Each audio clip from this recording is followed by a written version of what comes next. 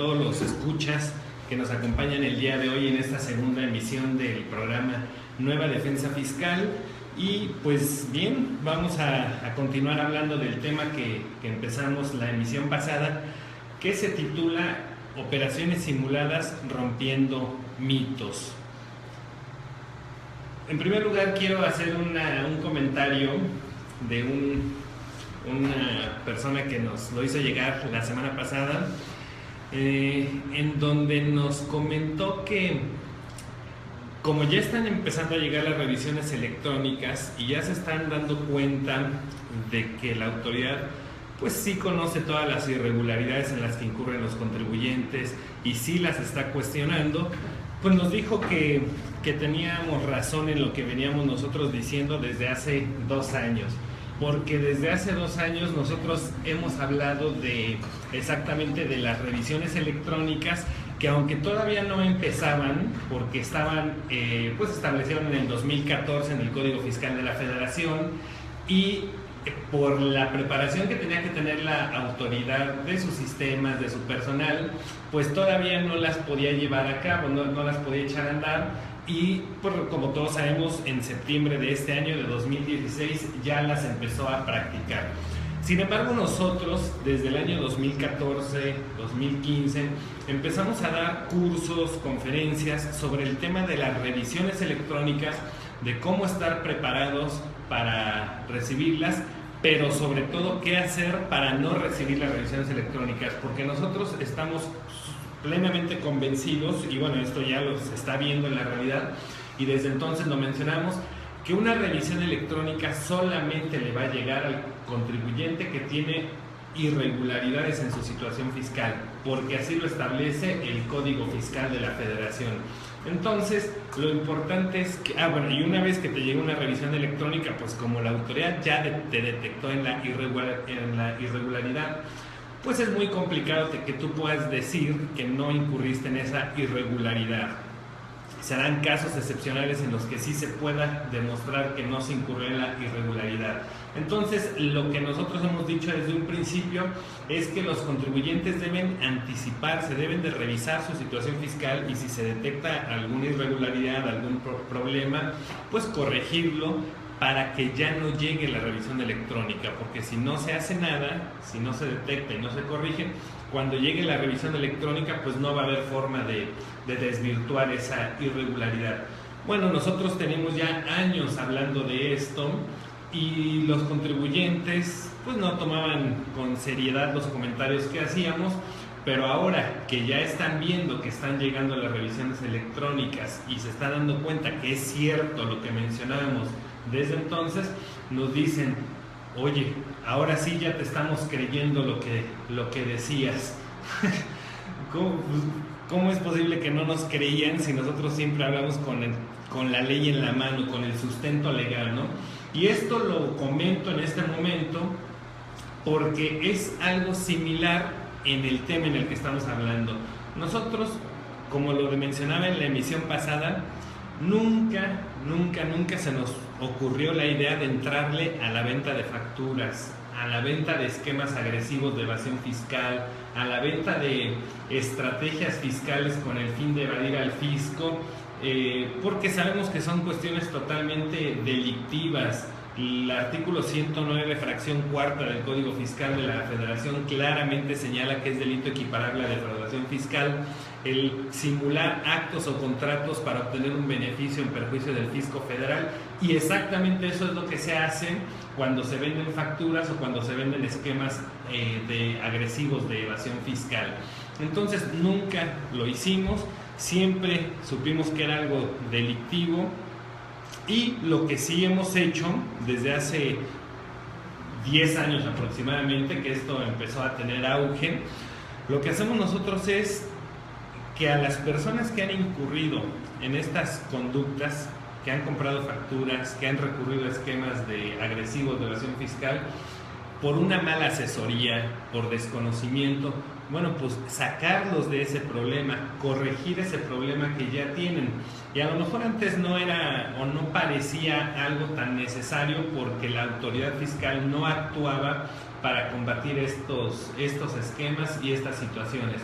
Pero ahora, con la adición del artículo 69B al Código Fiscal de la Federación en 2014, pues ya se hace necesario, ya se hace necesario porque ya está perfectamente establecido en la ley que la autoridad va a ir a combatir y a sancionar a quienes han recurrido a esos esquemas. Ya mencionábamos en la emisión pasada que la autoridad no pretende combatir a quienes venden facturas o a quienes venden estos esquemas. No, la autoridad pretende sancionar a quienes los han comprado, porque quienes los venden son empresas que están hechas con prestanombres, que son totalmente insolventes, que no tienen patrimonio. Es decir, la autoridad, aunque hayan vendido 1,000 millones de pesos de facturas, la autoridad no les va a quitar un peso, porque los prestanombres que están en esas empresas pues no tienen un peso, no tienen que caerse muertos, porque la empresa en sí no tiene un peso. Las cuentas bancarias ya están en ceros, porque sabemos que quienes usan estas empresas las usan 2 años a lo mucho y las desaparecen, las dejan de operar y empiezan a utilizar otras nuevas que igual ocupan 1 o 2 años y así las van desocupando. Entonces la autoridad no les va a quitar un peso. Por eso decíamos que el artículo 69B no tiene ese objetivo, sino el objetivo es sancionar a quienes han comprado facturas, a quienes han recurrido a este tipo de esquemas. ¿Por qué? Porque esos sí son contribuyentes reales, esos sí son contribuyentes que tienen actividad, que están teniendo ingresos, gastos, compras, etcétera, que sí tienen patrimonio. Los socios de las personas morales que compran facturas son personas que sí están localizables, que sí tienen patrimonio, que sí tienen actividad económica, y entonces ahí el SAT sí puede afectarlos, sí puede determinarles créditos fiscales y sí tiene con qué cobrarse. Entonces, decíamos, si leemos con atención, con calma, analizamos el artículo 69B del Código Fiscal de la Federación de principio a fin, nos vamos a encontrar que el objetivo es sancionar a quienes han comprado facturas. ¿Y cómo es la sanción? Pues determinándoles créditos fiscales que si no pagan se los van a procesar o los van a querellar penalmente por la comisión del delito equiparable a la defraudación fiscal que hemos mencionado. Y esto pues ya tendrá la presión de que están en la cárcel y de que tienen que garantizar la reparación del daño, y la autoridad judicial podrá determinarles embargo de bienes, aseguramiento de cuentas y dinero y valores en las instituciones del sistema financiero, etcétera. Entonces, bueno, la autoridad ya conoce estas situaciones, ya conoce quiénes han recurrido a estos esquemas, y nosotros aquí estamos hablando de algunos mitos que se han dado alrededor de este tema de la compra de facturas, de la simulación de operaciones, y esperamos que los contribuyentes, los contadores tomen con seriedad estos comentarios que hacemos, porque así como desde hace 2 años venimos hablando de revisiones electrónicas y hoy quienes las empiezan a recibir se están dando cuenta que es cierto lo que estábamos diciendo, bueno, lo mismo va a pasar con el tema de la compra de facturas, de las operaciones simuladas. Tenemos 3 años hablando de este tema y la gente sigue sin darle la importancia debida.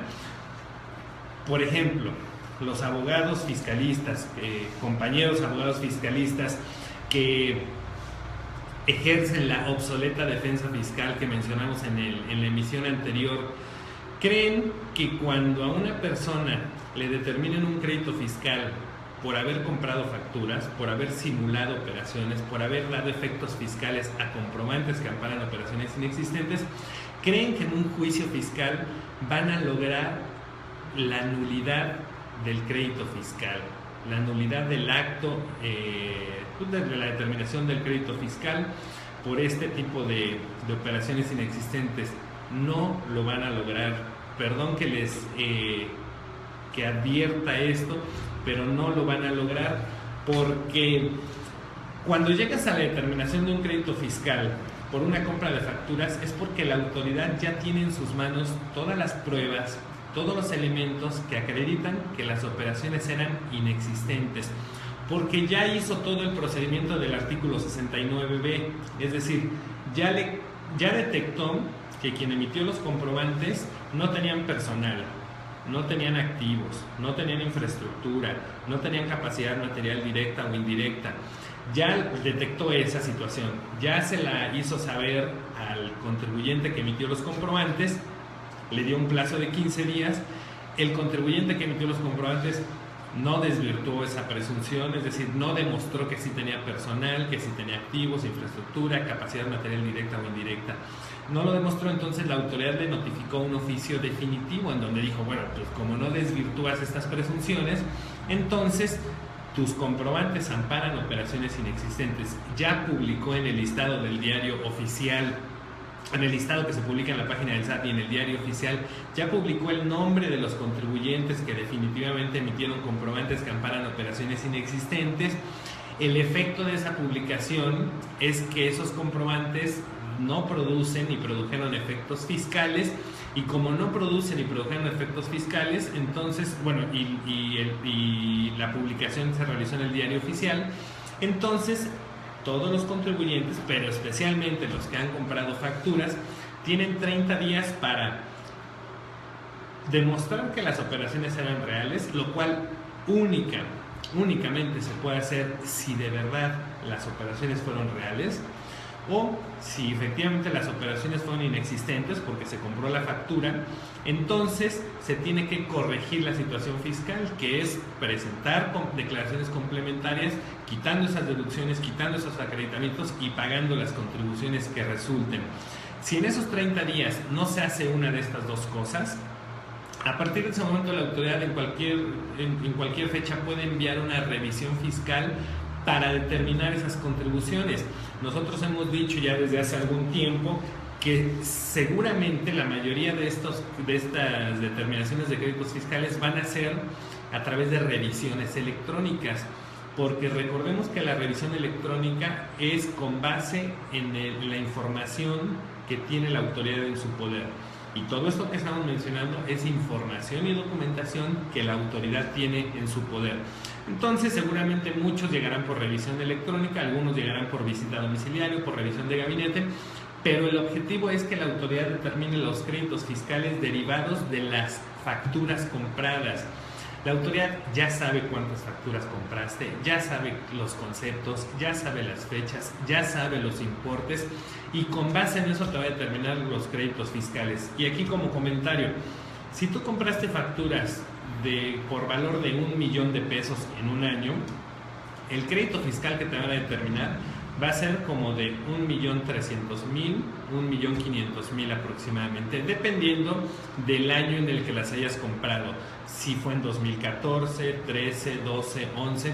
¿Por qué? Porque, bueno, entre más tiempo haya pasado, más actualización se genera, más recargos se generan, y entonces el crédito fiscal puede llegar, podemos decir, hasta 1.600.000 o 1.700.000 pesos.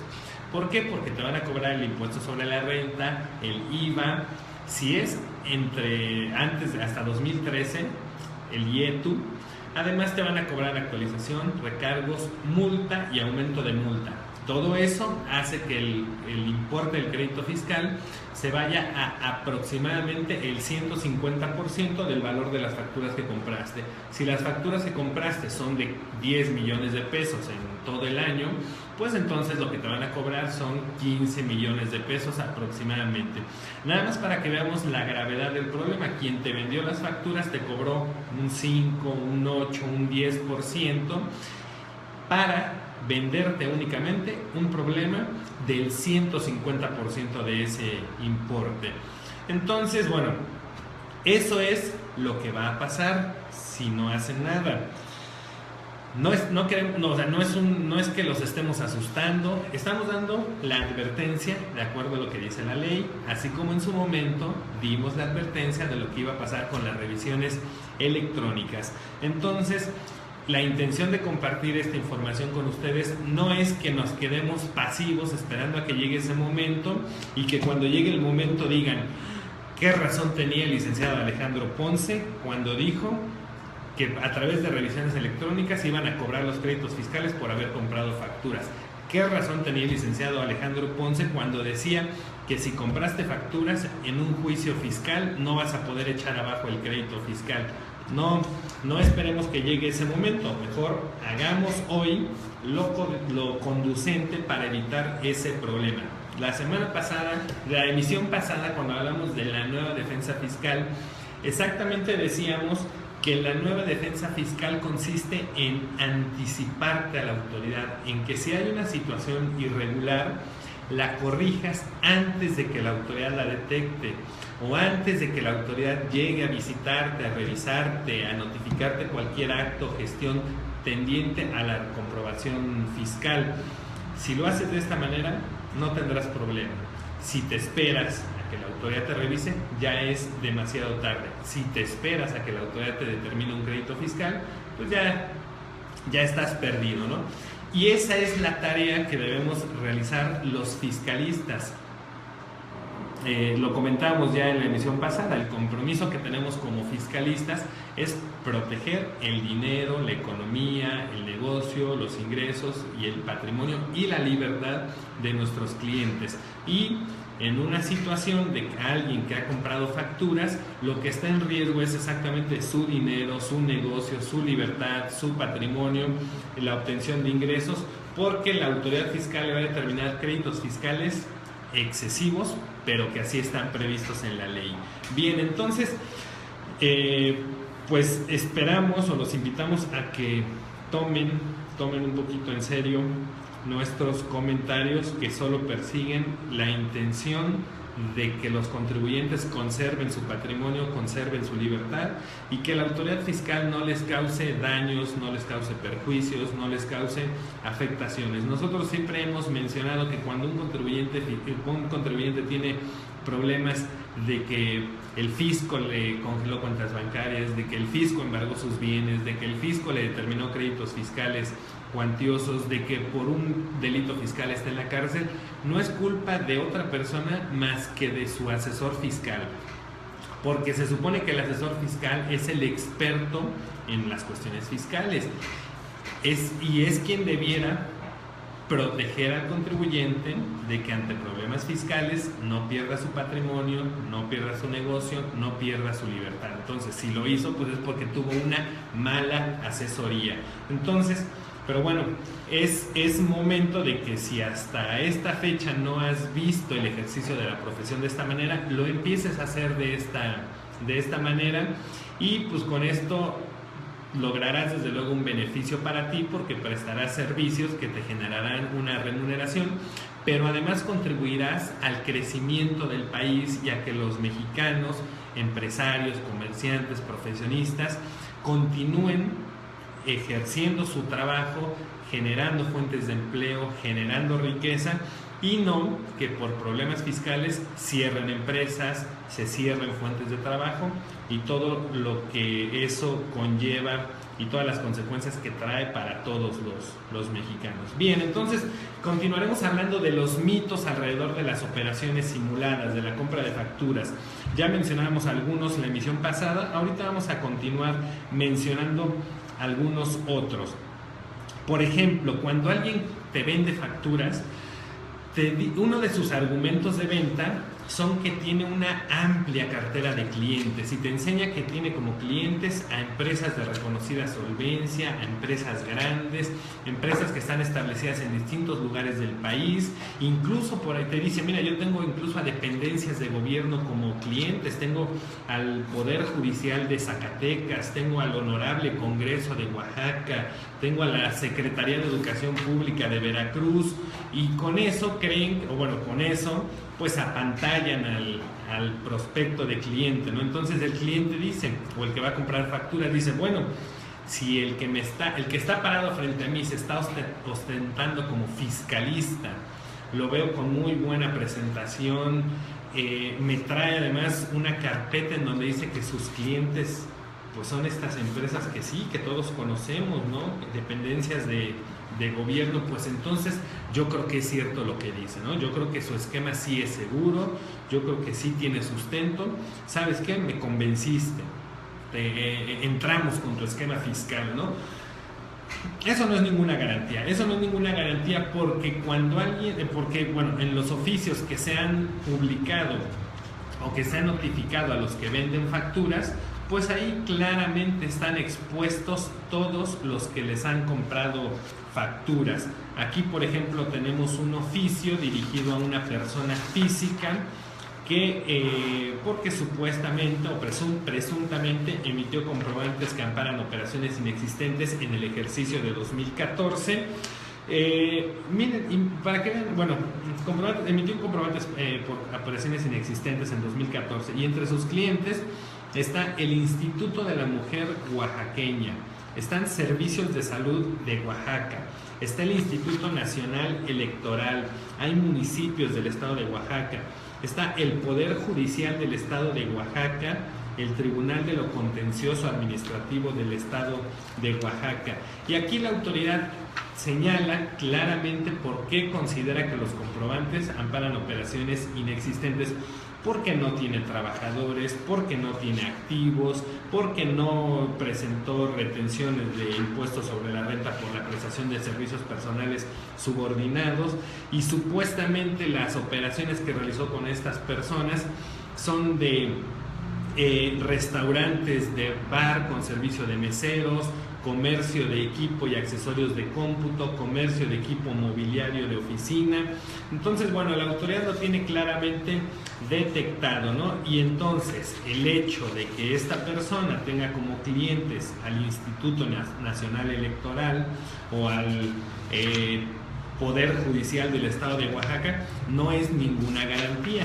Lo único que nos hace ver esto, pues es que en esas dependencias hay corrupción, porque si están comprando facturas seguramente es porque tenían gastos que no podían justificar y compraron facturas, o porque querían desviar dinero y la forma que tenían para hacerlo era comprando facturas. Pero entonces, ahora, el hecho de que nos diga un vendedor de facturas que tiene muchos clientes y que tiene clientes grandes, empresas grandes, pues eso nada más es un elemento que para la autoridad es más prueba, más evidencia de que está vendiendo facturas, porque tiene como clientes a empresas grandes, empresas que les va a vender facturas de cientos de miles de pesos, si no es que de millones de pesos. Tiene muchos clientes.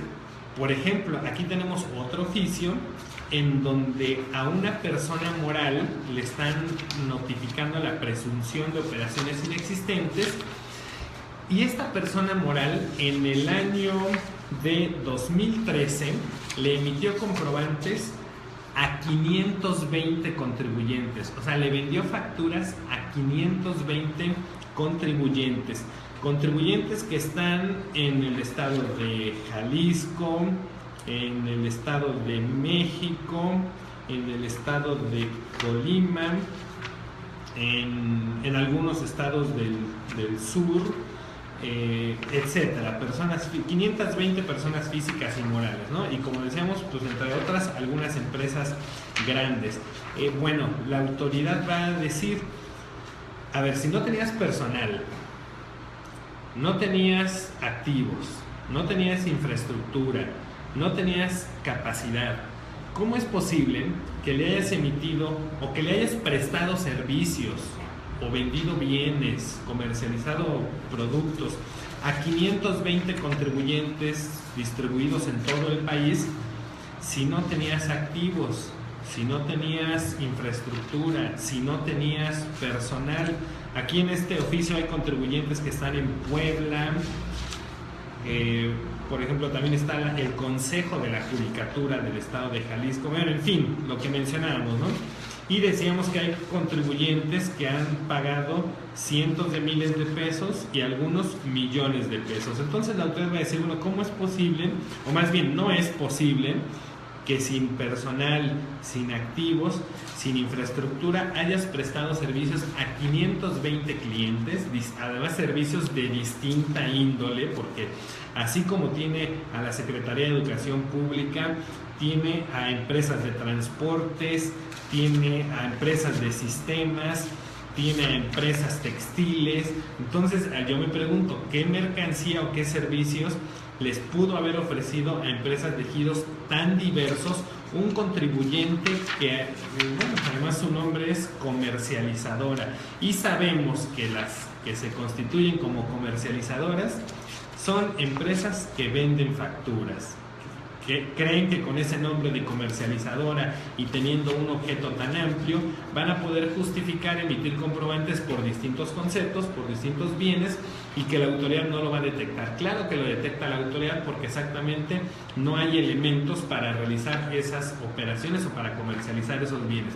Entonces, cuando un vendedor de facturas te diga que tiene una amplia cartera de clientes, pues eso es un argumento para venderte, un argumento de venta, pero es un argumento que no tiene sustento porque es para la autoridad más fácil detectar que hay una venta de facturas si el contribuyente expidió comprobantes a muchos clientes y efectivamente no tiene los elementos para haberlo hecho. Aquí déjenme ver si tiene el valor de las operaciones que realizaron. No viene aquí la suma total, pero bueno, son varios millones de pesos, ¿no? Entonces ese es un mito que hay que romper, ¿no? Si el proveedor, el vendedor de facturas tiene muchos clientes, eso no significa que sea bueno, al contrario, es más fácil que lo detecte la autoridad. Otro mito, bueno, no sé si es hora de que hagamos una pausa comercial. Yo creo que hacemos